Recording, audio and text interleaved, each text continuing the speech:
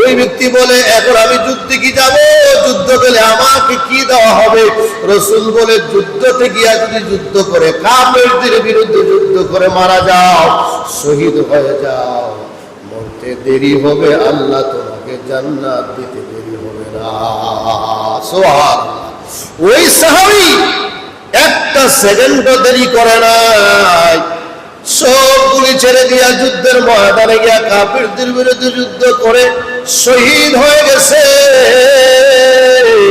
শহীদ হয়ে যাওয়ার পর আল্লাহর নবী, বিশ্ব নবী, শহীদানের লাশগুলো একত্র করা হচ্ছে। যখন করা হচ্ছে, হঠাৎ করে ওই সাহাবীর লাশ পাওয়া গেল। পাওয়া যাওয়ার পর রাসূল মুস্কি মুস্কি হাসে। সাহাবায়ে কেরাম বলেন, ইয়া রাসূলুল্লাহ, মুস্কি মুস্কি হাসেন কেন? বলে, ওই সাহাবীর লাশটা দেখে আমি মুস্কি মুস্কি হাসছি। আমি শুধু হাসি না, স্বয়ং মহান রব্বুল আলামিন মুস্কি হাসি দিয়েছে। সুবহানাল্লাহ। আল্লাহ পর্যন্ত হাসি দিয়েছে। তার এই কারণ দেখে বলে, সবেমাত্র মুসলমান হয়েছে, এখনো এক রাকাত নামাজ পড়ে নাই, একটা রোজা রাখে নাই, আল্লাহর হুকুম একটু পালন করে নাই, শুধু যুদ্ধের ময়দানে গিয়া ইসলামের জন্য, ঈমানের জন্য, কোরআনের জন্য গিয়া শহীদ হয়েছে। মহান আল্লাহ তাআলা এত ইজ্জত দিয়েছে, মরতে দেরি, জান্নাতে যেতে দেরি হয় না। সুবহানাল্লাহ। আমার প্রিয় ভাইরা, আমরা আলোচনার সময় অনেক সময় বলি, বিলাল রাদিয়াল্লাহু তাআলা আনহু রাসূল যখন মেরাজে গেলেন, রাসূল সাল্লাল্লাহু আলাইহি সাল্লাম বেলালের পাওয়ার আওয়াজ শুনছেন জান্নাতের ভিতরে। অনেকের প্রশ্ন হলো, রাসূল যে সময় মেরাজে গেছেন, এই সময় তো বেলাল দুনিয়াতে আছে, রাসূল কি, রাসূলটা তুই বেলাল গেছেন কেন জান্নাতে? বলে, না না, কথা এটা না। সাহাবায়ে কেরাম প্রশ্ন করলেন এবং জিবরিল আলাইহিস সালাতু ওয়াস সালামকে আল্লাহর নবী প্রশ্ন করলেন যে, বেলালের পাওয়ার আওয়াজ দিয়ে আপনারা বললেন বেলাল জান্নাতে আটে, বেলাল কি জান্নাতে চলে আসছে? বলে, না না, বেলাল তো এখনো জান্নাতে চলে আসে না, বেলাল তো দুনিয়াতেই আছে। বলে, তার পায়ের আওয়াজ দিয়ে শোনা যায়? বলে, বেলাল দুনিয়াতেই জমিনে পায়ে দিয়ে, জুতা স্যান্ডেল পায়ে দিয়ে হাঁটে, আর ওই আওয়াজটা জান্নাতে শোনা যায়। সুবহানাল্লাহ। বলে, কোন সময় আওয়াজটা বেশি শোনা যায়? বলে, যে সময় তাহিয়াতুল উযু, যে সময় উযু করে তাহিয়াতুল 2 রাকাত নামাজ আদায় করবে, যতটুকু পর্যন্ত হেঁটে নামাজের মুসল্লা পর্যন্ত হেঁটে যায়, ওই সময়ের আওয়াজটা জান্নাতের ভিতরে বেশি শোনা যায়। সুবহানাল্লাহ। কালো বেশ্রী আফ্রিকার জঙ্গলের এবং নাইজেরিয়ার মানুষরা দেখছেন না কত কালো। বেলালের কোনো বংশমর্যাদা নাই, চেহারার কোনো সুরত নাই। আঙ্গুলগুলো দেখলে, পায়ের আঙ্গুল এবং হাতের আঙ্গুলগুলো দেখলে বোঝা যায় বাংরির মতো ফেটে গেছে। আসেনি না নাই? কোনো সিবা সুরত নাই, আঙ্গুলের কোনো কাটিং কুটিং ঠিক নাই, মুখের কোনো সিবা সুরত নাই, বস্তা হিসাব লেটার নাই, বস্তা হিসাব সার্টিফিকেট নাই। কিন্তু এরপরও আল্লাহর কাছে অনেক মর্যাদা, অনেক দাম, অনেক ইজ্জত, অনেক সম্মান। বলে, কেন সম্মান পেয়েছে? বলে, আল্লাহর আনুগত্য স্বীকার করেছে, রাসূলের ইত্তেবা করেছে। সুবহানাল্লাহ। আল্লাহর আনুগত্য স্বীকার করেছে, রাসূলের ইত্তেবা করেছে। সুবহানাল্লাহ। আমার প্রিয় ভাইরা, আমিও যদি, আপনিও যদি, আমরা তো মনে করি বড় বংশ মর্যাদা যদি হয় ওই মানুষটা বেশি দামি, টাকা যদি হয় ওই মানুষটা বেশি দামি, বাড়ি যদি বেশি হয় ওই মানুষটা বেশি দামি, সুন্দর যদি হয় ওই মানুষটা বেশি দামি। না না, আবু জেহেলের সুন্দর কম ছিল না। রাসূল সাল্লাল্লাহু আলাইহি সাল্লামের চেহারার সাথে আবু জেহেলের চেহারার অনেকটা মিল ছিল, অনেকটা মিল ছিল, কুরাইশ বংশের ছিল। এরপরও আবু জেহেল জান্নাতে যেতে পারে নাই, মর্যাদা হাসিল করতে পারে নাই। এই জন্য বংশ মর্যাদা দিয়া, হাজার হাজার বস্তা হিসাব সার্টিফিকেট দিয়া, আর আমি আমার লেটারগুলি দিয়া, আমার লিখিত সম্মান আর ইজ্জত দিয়া আল্লাহর কাছে দামি হওয়া যায় না।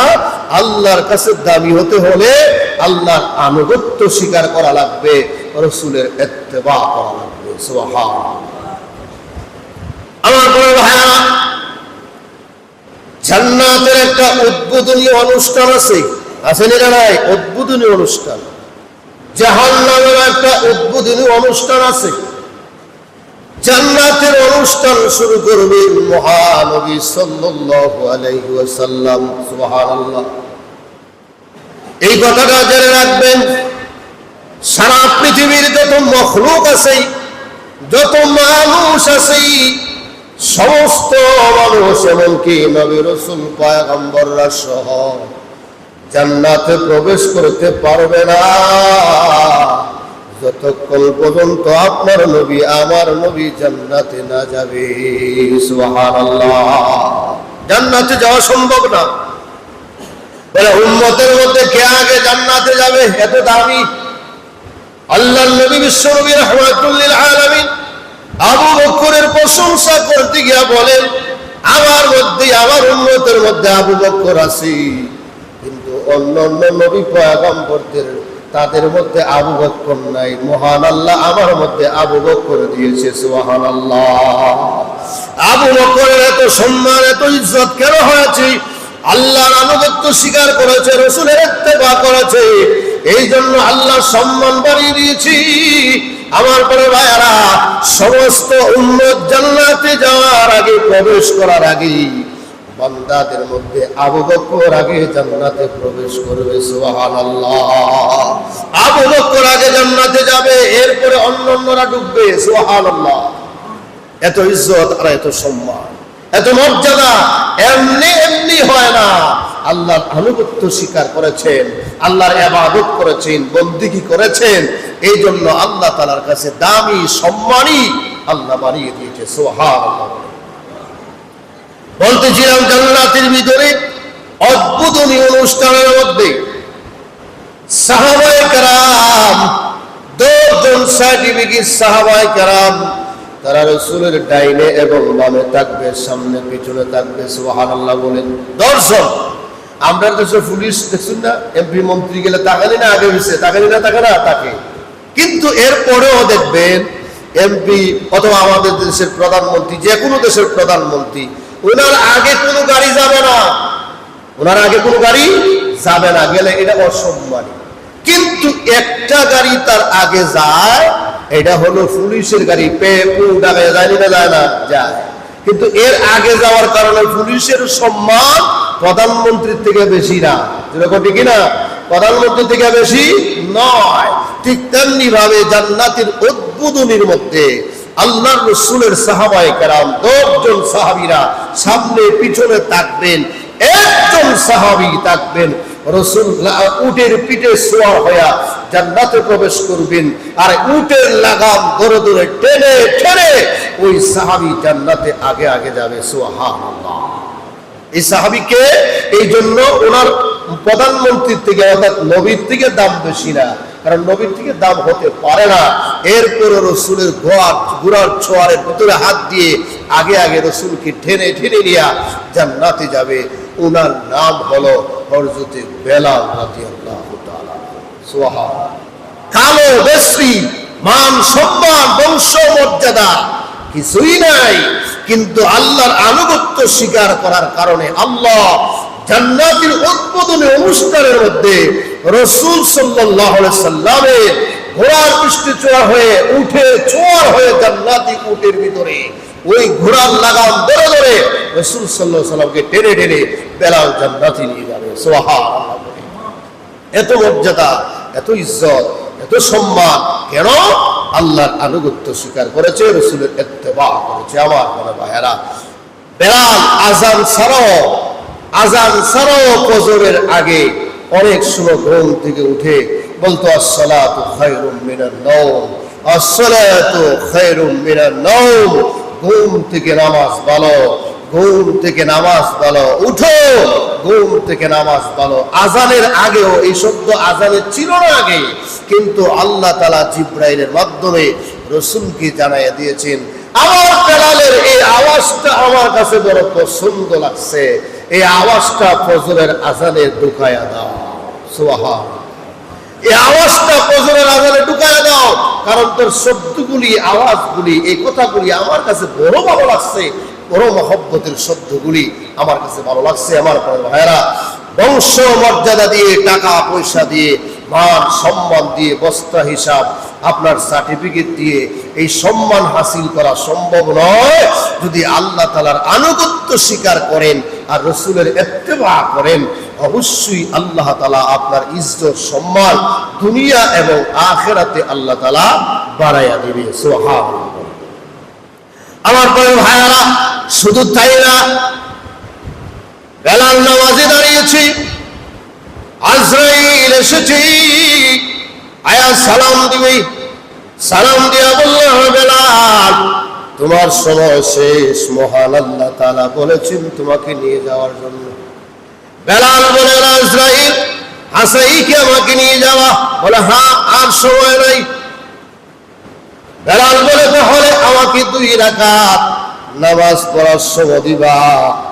আমি দাঁড়ায়া 2 রাকাত নামাজ পড়ব, 2 রাকাতের মধ্যে 1 রাকাত শেষ করব, আর দ্বিতীয় রাকাতে গিয়া আমি রুকু সিজদা শেষ করে এরপরে সিজদায় যখন যাব আমার এটা হবে শেষ সিজদা। যতক্ষণ পর্যন্ত আমি মাথা উঠাবো না, ততক্ষণ পর্যন্ত আমি জমিন থেকে মাথা উঠাবো না, আমার দেহ থেকে রূহ না বের হওয়া পর্যন্ত। সুবহানাল্লাহ। বেলাল সিজদা দিয়েছি, 2 রাকাত নামাজের নিয়ত বেঁধেছি, 2 রাকাত নামাজের নিয়ত বেঁধে নামাজ শুরু করেছে, নামাজ শুরু করে শেষ করেছেন, সিজদায় গিয়েছেন। আজরাইল বলেন, মাথা উঠাও, তোমাকে রূহ নেওয়া লাগবে। জিবরাইল আলাইহিস সালামের জবাবে বলে বেলাল বলেন, ওরে জিবরাইল, ওরে আজরাইল, শোনো, আমি মাথা উঠাবো না, আমার মাথা উঠানোর প্রয়োজন নাই। সারা জীবন দোয়া করেছি, আল্লাহ সিজদা অবস্থায় আমার মরণ দিও, সিজদা অবস্থায় আমার মরণ দিও, নামাজে আমার মরণ দিও, আমার রূহ না নেওয়া পর্যন্ত আমার জমিন থেকে মাথা উঠবে না। সুবহানাল্লাহ। সিজদা অবস্থায় বেলাল মারা গেছেন। আমার প্রিয় ভাইরা, শুধু কি তাই, সাহাবায়ে কেরাম গিয়া বলল, ইয়া রাসূলুল্লাহ, ইয়া হাবিবাল্লাহ, কাফেররা, ইহুদি খ্রিস্টানরা, মক্কার মানুষেরা, তারা বলে বেলালের আযান সুন্দর না, শব্দ সুন্দর না, ভালো লাগে না, মুয়াজ্জিন পাল্টান। তার দরখাস্ত পাল্টাইয়া দেন। আল্লাহর নবী বিশ্বনবী রাহমাতুল লিল আলামিন বেলালকে মুয়াজ্জিনের দায়িত্ব থেকে বরখাস্ত করলেন, পাল্টাইয়া দিলেন। পাল্টাইয়া দেওয়ার পর সুন্দর কণ্ঠওয়ালা একজন মুয়াজ্জিন নিযুক্ত করলেন। মানুষরা অবাক, ফজরের আযান যখন দিয়েছি, মধুর সুরে আযান, আযান শুনেই তারা গেছেন নামাজ আদায় করার জন্য। নামাজ আদায় করার জন্য গিয়েছে, নামাজ আদায় করবেন। সাধারণত ফজরের আযান হয় আধা ঘন্টা 40 মিনিট আগে, সূর্য উদয়ের, ঠিক না? সূর্য উদয়ের 40 অথবা 1 ঘন্টা আগে আদায় হয়, আযান দেওয়া হয়। এর 1 ঘন্টা বা 40 মিনিট, আধা ঘন্টা পরে সূর্য উদয় হয়। কিন্তু দেখা যায় বেলালের পরিবর্তে আরেক মুয়াজ্জিন আযান দিয়েছে। আযান দেওয়ার পর অন্ধকার আর শেষ হয় না, সূর্য উদয় হয় না। রাসূল অপেক্ষা করে, সাহাবায়ে কেরাম অপেক্ষা করে, সূর্য তো আর দেখা যায় না, চতুর্দিকে পাওয়ার দেখা যায় না, পথ দেখা যায় না, কোনো আওয়াজ দেখা যায় না, কিছুই দেখা যায় না। সময় হতভম্ব, কেন সূর্য উদয় হচ্ছে না, কেন রাত শেষ হচ্ছে না, কেন ফজর হচ্ছে না।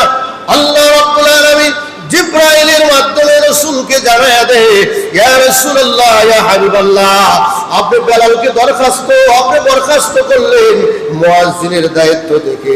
যতক্ষণ পর্যন্ত বেলাল এখানে দাঁড়ায় আযান না দিবে, ততক্ষণ পর্যন্ত আর সকাল হবে না, রাতই থেকে যাবে। সুবহানাল্লাহ। এত সম্মান আর এত ইজ্জত কেন পাইল? আল্লাহর আনুগত্য স্বীকার করার কারণে এবং আল্লাহ তাআলার রাসূলের ইত্তেবা করার কারণে। সুবহানাল্লাহ। আমার প্রিয় ভাইরা, আমরা যদি আল্লাহর আনুগত্য স্বীকার করি, সর্বক্ষেত্রে আল্লাহর আনুগত্য স্বীকার করা লাগবে। শুধু মসজিদে এসে নামাজ পড়ে সেজদা দিয়ে রুকু দিয়ে আল্লাহর আনুগত্য স্বীকার না। ব্যবসা বাণিজ্য ক্ষেত কামার বিয়ে শাদী অনুষ্ঠান আমার যাবতীয় সর্বক্ষেত্রে আল্লাহর আনুগত্য স্বীকার করা লাগবে। যেরকম ঠিক কিনা? আল্লাহর আনুগত্য স্বীকার করা লাগবে আমার প্রিয় ভাইরা। এই জন্য আল্লাহর আনুগত্য যদি স্বীকার করেন কি হবে? তোমাকে আল্লাহ দুনিয়া আখিরাতে ইজ্জত আর সম্মানী মর্যাদাশীল আল্লাহ তাআলা বানিয়ে দিবেন আমার প্রিয় ভাইরা। আনুগত্যের মধ্যে এক নম্বর পথ হলো যখন আমি নামাজে দাঁড়াই আল্লাহর আনুগত্য স্বীকার হয়ে যাচ্ছে। আমি যখন রুকুতে যাই রুকুটা আল্লাহকে দেই, আনুগত্য স্বীকার হচ্ছে। সেজদাতে যখন যাই তখন আল্লাহকে সেজদা দেই, আমার আনুগত্য স্বীকার হয়ে যাচ্ছে। আমি আল্লাহকে খুশি করার জন্য সেজদা দিছি। কাকে? আল্লাহকে। আর আল্লাহকে খুশি করার জন্য যদি সেজদা দাও আল্লাহ খুশি হয়, আল্লাহ ভালোবাসে, আল্লাহ মহব্বত করে আমার প্রিয় ভাইরা। যদি কিছু চেতে চাও, যদি কিছু পেতে চাও তাহলে তার কাছে চাও যিনি আমার মালিক, আকাশের মালিক, জমিনের মালিক, কুল কায়নাতের মালিক। তার কাছে চাও। আল্লাহর ভান্ডারে কোনো কিছুর অভাব নাই। যেরকম ঠিক কিনা আমার প্রিয় ভাইরা? আমরা আল্লাহ পাকের 5 ওয়াক্ত নামাজ জামাতের সাথে আদায় করব। আমাদের পরিবারে যারা আছে প্রত্যেককে নামাজের কথা বলবো তো ইনশাআল্লাহ। জোরে বলেন ইনশাআল্লাহ বলবো। নামাজের কথা বলেন, নামাজি বানান করেন ভিতরে।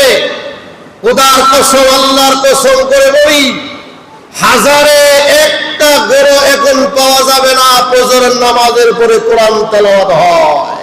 হাজারে একটাও পাওয়া যাবে না। যেরকম ঠিক কিনা? একটাও পাওয়া যাবে না। হাজারে একটা ঘরও খুঁজে পাওয়া যাবে না ফজরের নামাজের পরে মহিলা কোরআন পড়ে অথবা নামাজ পড়ে সূরা ইয়াসিন পড়ে। বরকত কেমনে হবে আশা করা যায় না। এখনো সময় আছে। নিজে ঘুম থেকে উঠেন, স্ত্রীকে ঘুম থেকে জাগান। আল্লাহ বলেন আমি সবচেয়ে খুশি হই তাদের দিকে তাকায়া যারা স্বামী স্ত্রী একই বিছানায় ঘুমিয়েছে। ঘুম থেকে আবার ফজরের আজানের সময় স্বামী স্ত্রীর ঘুম থেকে তুলে, স্ত্রী স্বামীকে ঘুম থেকে তুলে নামাজ পড়লো। আমি আল্লাহ তাদেরকে দেখে দেখে মুস্কি হাসি। সুবহানাল্লাহ। কারণ তারা ঘুমিয়ে থাকার কথা ছিল, এরপরেও আমি আল্লাহকে ধরিয়ে আমার আল্লাহকে ভয় করে জাহান্নাম